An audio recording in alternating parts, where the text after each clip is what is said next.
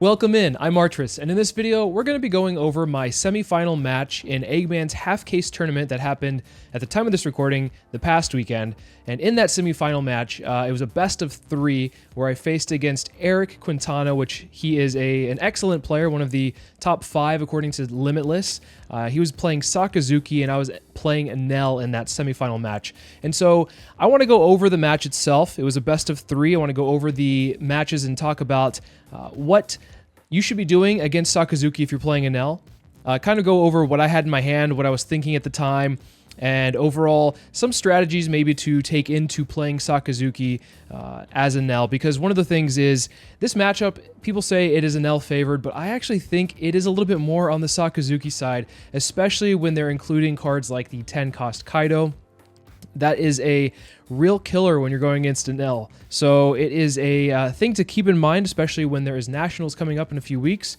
Also, if you're wanting to play the rest of OPO5, this is probably a matchup you're going to have to learn, especially if you're on the Enel side. This is something that you're going to have to think about. What should you do against Sakazuki in order to be able to pull off a victory? So before we get into the matches, if you find anything in this video informative or useful, please make sure to drop a like and a sub. It helps out the channel immensely. Thank you so much for the support. Please also join the Discord. The link is in the description below if you'd like to talk about the One Piece card game outside of the YouTube comments. So let's get started. Now, we're going to go at I think a speed and a half for this one, because this is a lengthy, as you can see, 50 minutes of a match. So basically, going into this matchup, Eric had the side selection, or I guess the choice of going first or second, and of course Sakazuki would prefer to go second, especially against Enel. Enel would like to go second against Sakazuki. So off the bat, I'm feeling a little bit rough about the fact that I have to go first, especially when my curve is more fitted for going second. If I remember right, I mulliganed and my hand was like 2 bolts, and then I drew into another bolt. So already off to a really bad start from what I remember. And I think if that was exactly what happened, I believe I just stack all the Dawn on and swing 8, and that's literally because I had nothing else to do here. This is a play that typically either you're going to not swing at all, or you might want to play a Holy. But we did get we got a Satori trigger off of the top, which is really good because we are able to get a body out at least. We could dump one of the bolts, which bolts are kind of a dead card in hand against Sakazuki, unless they're running like a Sabo and you have to wait a turn to play it. But usually you're not going to be able to play the bolt unless they play a Kuzan, which they did. This is a really rough scenario for me because, well, I already swung. He took it. And so he's down to 3. I can't use a Gadatsu even if I have it. And so I kind of have to keep this in mind. So knowing that I have another bolt in hand, I swing 6 to get a 2k out of hand, and then swing 7 for a guaranteed hit to get him down to 2 life. I'm just trying to pressure him down to a low life total before he can drop a 10-drop Kaido. So the thing is, I think in this matchup with Enel versus Sakazuki, you want to try to apply as much pressure as possible because you do not want them to feel comfortable enough to drop a 10-drop when it hits their 10 Dawn turn. Especially if they're going second, they can hit that 10-drop very easily, probably at like 3 or 2 life. You kind of want to get them down to 1 life if you possibly can. But unfortunately, we weren't able to establish enough bodies early to be able to do that comfortably. Typically, you're going to want to be able to play like an Ohm Holy into another, maybe like a Gadatsu or another Ohm Holy. Also, maybe a Rush Enel on curve if possible. But we had none of those, so we kind of have to do the best we can with what we have. Now, as you just saw, they played their Rebecca-Hina combo. We're able to bottom deck the Satori.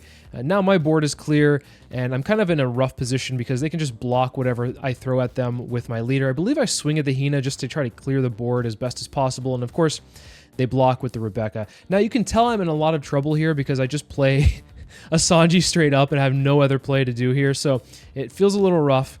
I'm not running El Thor in my build, but I do leave the 1-up to kind of like bluff a little bit, and immediately is answered with Borsalino. I figured it would be, but you kind of have to throw it out there if you have nothing else to play, just to see if there's anything that you can do, or if they can answer it, which of course they do. So I get a Sure off the trigger, get the 200 million volts, which is a really powerful card in this matchup. Of course, I think I pitched the last bolt there, as you can see. I get it out of my hand. And honestly, this match has been over for a little while, but we're sticking in it just in case there is any possibility of coming back. This turn would be a very good turn. I believe I'm on my 9-Don turn to just throw down a Yamato if I have it, which I believe I do. So swing 5 at the Hina, he lets it go, and then play the Yamato to heal up 1. So our board state is pretty equal. However, the card advantage that Eric has is very, very strong. I believe, yeah, playing down the 10-drop Kaido on curve and then drawing 4 more. The guy has a stack of cards in hand. He has probably half his library here. And this is a really strong play on Eric's part, but unfortunately for me, it is not what I want to see here, because swinging the Yamato means that it's a guaranteed death next turn unless I want to dump my whole hand for it, and dumping your whole hand when they're swinging the Kaido into the Yamato, they could just probably use cards in hand like Ice Age and like some kind of combo piece to get rid of it regardless, so you kind of just have to let it go and keep the cards in hand. I do have a backup Yamato here to heal back up to 2 to kind of prolong the game, because that's what I'm trying to do right now, is just stall as best as I can, get them down to either 1 or 0, and then maybe cheese a win. I know that I have the Volt, the Amaru in hand, and maybe if they throw down a blocker, and if one of these Yamatos survives, then we could potentially go for game, but also Eric has lots of cards in hand, so it's going to be a very much of an uphill battle to try to do this. But regardless, we're not going to quit just yet. We're going to see what we can do to try to stay in the game. And of course, he uses his leader ability, he swings at the rested Yamato instead of my life, not giving me cards, which is very smart.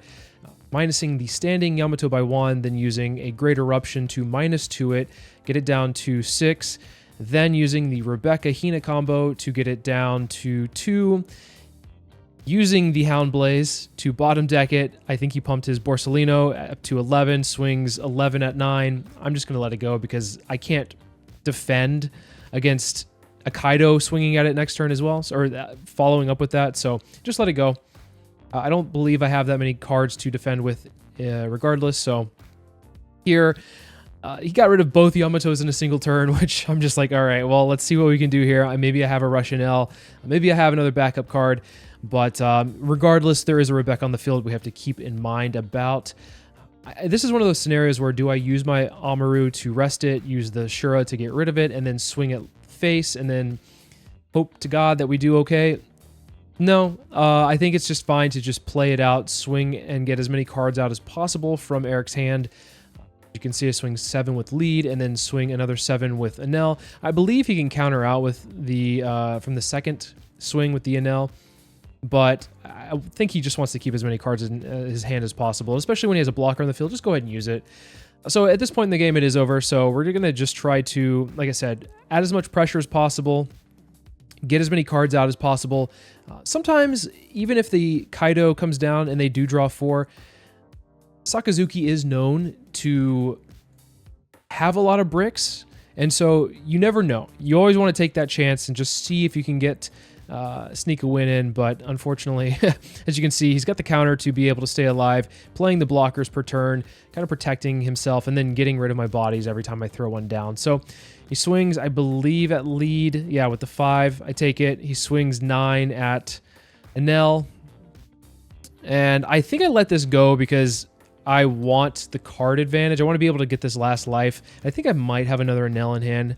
Yeah, so he bottom decks the Shura, which that was one of my last pieces to be able to potentially win, because if I can stack a lot of Dawn, use the Volt, and swing a couple of big swings, 2 big swings at the Sakazuki, it might connect. You never know. But unfortunately, I have no bodies on board. But I do get a trigger off of here. I know that I pitched the Volt here to try to keep as many counters in my hand as possible. But looking back, I probably should have kept it just in case. So here, my only train of thought is like, okay, he has no blockers, and there's nothing really else I can do here. I'm at 0 life. I can either heal. I think I have like a Yamato in hand potentially, or I can just try to go for game. And of course, I go 9, 11 just to see if there's anything here. And of course, he has the counter in hand. He's got plenty of 2Ks. I believe he's running 12 in total. So at that point in the game, I just like scoop it up and go to the next, because that's all I can actually do is just try to go 9, 11. I was lucky enough to get a body off of that. And I asked afterwards if using the Volt there to get one more Dawn would have been enough. And obviously it wouldn't have been. So it didn't matter if I pitched the Volt or not. We were playing from behind the entire game, but well played on Eric's part for game one. Unfortunately for me, I mulliganed and just didn't see a good enough opening hand, and sometimes that happens. But going into game two, I took second, and going into a match with Sakazuki going second, typically you're going to want to mulligan for your ohms. That is a very strong card. If you don't get your ohms, you can also just kind of mulligan for maybe any Russian Ls or any of your top end, maybe one or two. Like a Katakuri would be good to be able to play on curve, or like a Yamato. But the game plan going second is basically try to apply as much pressure with bodies on the board, especially just chaining Ohm Holy. And I believe that I saw my hand had an Ohm in it, so I believe I just kept it at this point, which is honestly the best thing you can do. Ohm Holy will win you a lot of matchups, and especially against Sakazuki, it's really hard for them to remove an Ohm Holy on curve. I believe they have to be able to discard like 3 cards by the time you're going into their 5-Dawn turn. Then they have to play like an Ice Age, Leader Swing, and then do a Rob Lucci play. So they have to have a very specific combo to get rid of both the Ohm Holy. Most of the time, Sakazuki players do not have that combo. And so they can only get rid of one with either like a Leader Swing, Hound Blaze, or whatever it may be. But we see that he played the brand new here. I don't remember. Oh, I think he got the Borsellino off of it, the blocker Borsellino, which is a very strong card in this matchup. Being able to essentially just prevent anything from being KO'd. If you want to try to starve them for a turn, if you're like threatening a Gadatsu, then they just throw it down and you kind of just wasted a turn. That's one of the things though with this matchup, is you're not really wanting to starve Sakazuki. You can't really do that anymore because of the 10 drop. You really have to try to apply pressure. You have to kind of think like Zoro and just get in as many attacks as possible, have as many bodies on board, and try to protect those bodies as best as you can. So as you see, I have the Ohm Holy combo coming down, which is really good here. I swing 5, I swing 5, and then I want to swing I think it was 8, because I'm trying to basically block out, or I'm trying to bait out the block, which I got from Borsellino, and then swung the 8. And I don't think he wants to commit 2 cards to get the to save the Borsellino here, so he just lets it go. And of course, you can see that I get another Ohm Holy combo, which I actually got both the Holies off of the Ohm Search, which feels really good. So we're off to an amazing start here, which you'd love to see against Sakazuki. This applies a lot of pressure. There's 4 bodies on board. That's really hard for Sakazuki to try to remove. But as you're going to see here, Eric has a lot of answers to the board, and it's actually surprising just how well he is able to apply some pressure here and remove bodies. So he plays a Suru to -2 on the Ohm, the standing Ohm.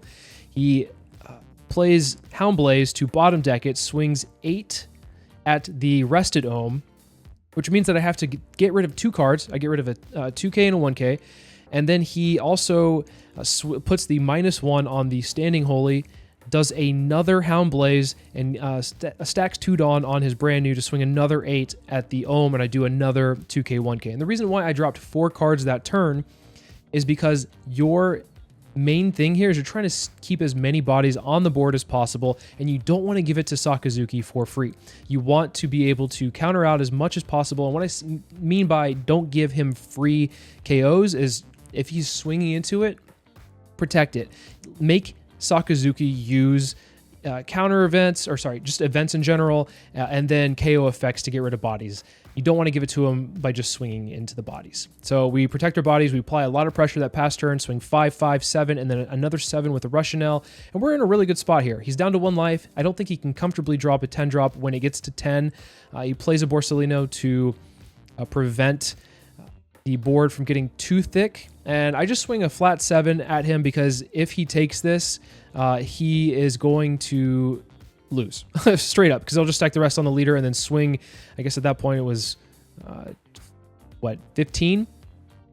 So I swing the 7. He counters out a 2 and a 2, which is very telling because it means that he doesn't have enough to be able to swing probably another 7 and protect it. So I just swing 7. He takes it, and then I play a Katakuri to put the Borsellino that which he just played back into life. And this is the most safe play. I believe I had another Russian L at this point, but yeah, he has no board. His hand size is very low, and we know that the last card in his life is not going to be able to protect him. So at this point, he scoops, and we go to game 3. But that is ideally the way that you should be playing Enel into Sakazuki. You want to be able to establish as many bodies as possible, protect the bodies that are rested, but also swing as much as you can to try to get counter out of hand or get life totals low, so that by the time the 10 Dawn turn comes for the Sakazuki player, they're either at 1 or 0 and they can't comfortably establish that big body. You want to be able to rush them down. And so in these matchups, cards like Satori, which trigger off of life, or the 7-cost Enel, which immediately swing and get value, are very, very strong, and you love seeing them. Now, Katakuri is a very good answer for the Borsellino, but sometimes I'm a little hesitant to do that play, especially if they're maybe at like 2 life. Then you put the Borsellino back in their life and they're at 3, and by the time they get to 10 Dawn turn, they're probably at 2, and they can feel comfortable dropping a 10 drop, counter out of the swings you're throwing at them, and then establish blockers the next turn. So be careful with the Katakuri, putting the Borsellino back in life. Of course, it's a really strong play, but just keep that in mind. Of course, you just apply as much pressure as possible. So going into game 3, Sakazuki would like to go second. So back to a kind of a mirror of what game 1 looked like. We're not exactly excited about playing first. We don't really have a great going first curve for the first turn or two. Like, what I mean by that is like not especially like applying a lot of pressure. Here I don't swing because I actually have a Gadatsu and I'm threatening the Gadatsu in case he wants to throw it on a Kuzan. So I play a Holy and then just pass turn, which that's nice to be able to play a Holy on curve. So looking at this, I believe I had a Holy. I know I have a Gadatsu to threaten whatever he throws down. And then from there, I believe I think I want to say I have an Enel, but we'll see in a second here. So yeah, he's unable to do anything with this turn. I'm very surprised at this point that the Holy survived. So we immediately swing, he takes it, we swing again for 5, counters out, and then I play the Gadatsu just to clear the board. The brand new is not a huge threat, but it is something you have to keep in mind, that they can just stack, or they can not stack rather, but they can just put a Houndblaze on it and swing 6, which is a very annoying thing for them to do, which is a very standard play, of course. Here comes the Rebecca-Hina combo, where they just clear our board in response, and now we are kind of just staring at them, which sucks. Now, honestly, the Rebecca-Hina combo is so strong, you hate to see it, but it happens. So he's able to just clear the entire board here. And I believe my next turn, I just swing 5. I don't remember if I want to swing at the Hina. Typically, I'll look to swing at the Hina. This is one of those things where it's like, do I want to swing at the Hina and let them have it back in the trash? But it's also a body that can be threatening. So yeah, I think it's the fair play to just swing a Hina, put it back in the trash, and then I apply pressure by swinging the Russianelle. So our curve is actually looking really good here. Swings 5, of course I'm going to take that. I don't mind taking hits for the most part. He plays a Kuzan on curve, which is very brave of him to do, and then I believe, yeah, the Borsellino as well. So his board is looking good. A couple of blockers here are going to be hard for me to get through. However, if I have the Yamato on curve, this is a very strong turn. Even though I'm not going to be able to technically heal off of it, I can pop the Kuzan. So what I want to do here is I just want to play the Yamato down first, pop the Kuzan, because if I swing first, there's a possibility that he just takes it, and then I can't pop anything on his board. So play the Yamato, swing 5, expect a block, but I think he expects like maybe a bait from that. So yeah, then he takes the 7, which I'm kind of a little bit surprised, but I think he's just trying to establish blockers on the board and keep them there so that he can play the 10-cost Kaido. So we do see the 10-cost Kaido come down on curve, and at this point in the game, I believe he has like, I want to say he has like 15 or 16 cards in hand.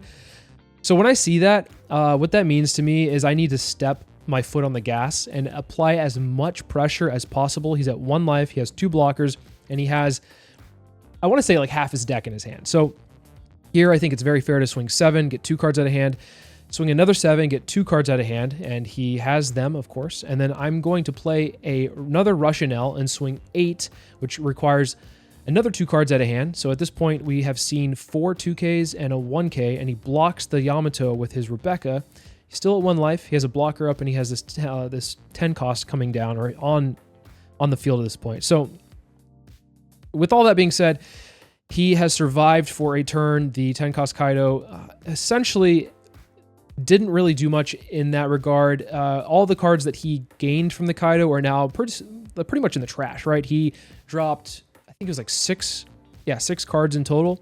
He drew 4 and then lost 6. So he ended up losing cards from that, but you obviously can argue that it protected him to stay alive. So overall, he's in a really good spot here.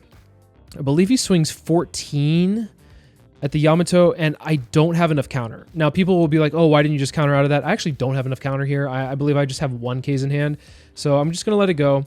And I want to keep my Russian Enels alive the best that I can. And of course, him swinging 14 kind of signals that he might not have the ability to KO some of this stuff on the board. So once again, if I had the counter, I probably would have saved it, but I didn't, so it is what it is. Here he does the Rebecca Hina combo again, and he goes on the Enel, and of course I'm like, no, put it on the one that is not the cool alt art. Please put it on the other one in case you're going to do something here.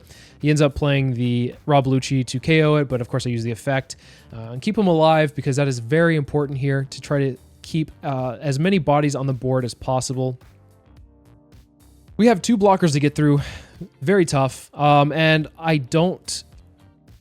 it's going to be hard here because the reason I swing 5 is because if he blocks the Borsellino, then that's fine. It's probably going to require a card out of hand instead because he wants to keep his blockers up.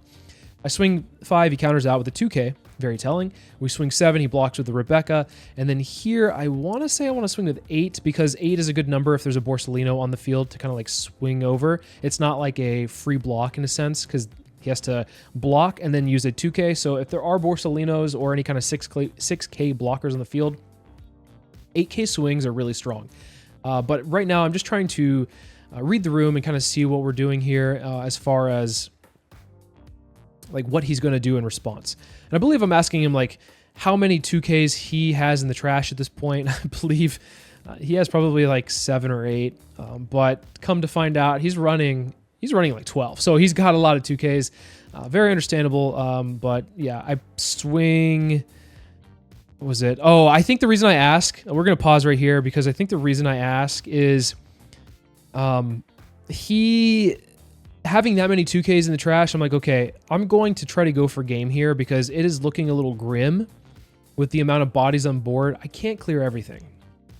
So I'm going to rest his blocker. I had the Volt the entire time. I just wanted to get like a Rebecca block out of the way. I want to like see what he does in response rather than me do something and then give him the chance to respond.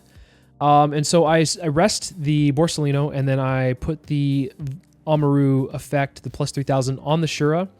So it's at 5, and then I swing 9. Thinking, okay, 9 at face. Is he able to counter out of this? He tossed a bunch of 2Ks out earlier. Is he able to counter out? If he is, then we're in trouble. And as you can see here, he has the answers. He has 3 more 2Ks in hand, which is absolutely nuts. So at this point in the game, I'm kind of a little bit lost on what I should be doing because I have 4 Dawn up. I was going to go 9, 11, never forget, and he was able to counter out. So the other option here is I can go and play a Ohm and maybe establish more bodies on board, but then that also subtracts from cards in hand. So I think about what I'm going to swing at, and instead I swing at the Hina, and people were like, why is he swinging at the Hina? Why not just clear the Borsellino? The reason why I didn't want to clear the Borsellino is because I want him to commit a swing with his blocker so that the following turn, if I survive this, that I can go for game. And so the Hina is a guaranteed swing no matter what.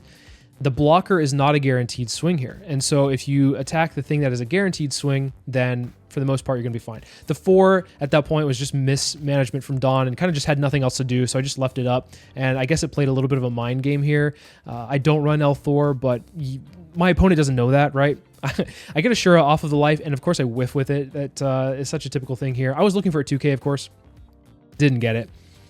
So at this point in the game, he bottom decks a Shura. He swings 9 at lead. Yeah, I counter out of that. And then he has 1 card left in hand. And if he went for the game, like if he went for game here, he might have had it if I didn't counter out of that. But he's trying to think on what he should be doing. He has 4 Dawn up. He could probably go for game if he wants to try. If he like went, what, 9, 12? But I think he wants to play it very safe because he's unsure of what to do here. So he goes 12 at my Enel. And because I want to make sure that the body survives, right? or that my life stays there. If I use the effect and trash it, he can swing 9 and go for game and probably win there. So I just let it die instead, because then I can at least keep card advantage by drawing off of this life here at a subsequent turn. But of course, the last card in hand is a Borsalino blocker. I don't have the ability to go for game here because he has 2 blockers, 1 life, and I have 3 swings. So at this point in the game, you kind of just go for board clear the best you can. There's no point in swinging at the Kaido. So what I end up doing is I'm like, okay, I think the best play here is to try to clear the Lucci. So I go 6 at the Lucci here, and with no cards in hand, he either blocks or he lets it go, which the smart thing here is just to let it go. So he lets it go, swings 7 with the Enel. He takes it because he wants to keep as many bodies on board so that he can try to swing into me the next turn. I play a Yamato to heal back up, to try to stay safe and as healthy as possible. And we pass turn, and just hope that we can survive this turn the best we can. Knowing in my hand that I think I have like 3 1Ks at this point.